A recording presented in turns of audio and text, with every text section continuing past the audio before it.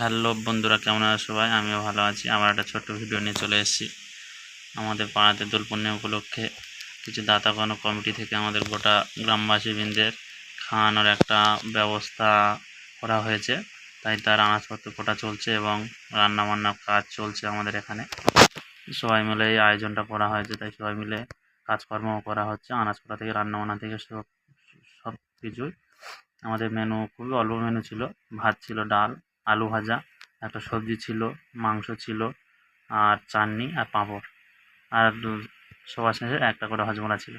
এখানে সবজি ভাজা হচ্ছে, সবজি ভাজাটা হয়ে গেছে শেষের দিকে, একদম একদম সবজি রান্না একদম শেষের পথে। আমাদের এটা হচ্ছে রান্নি, ইনি রান্না করছে একদম প্রথম থেকে লাস্ট অবধি ইনি রান্না করেছে আমাদের।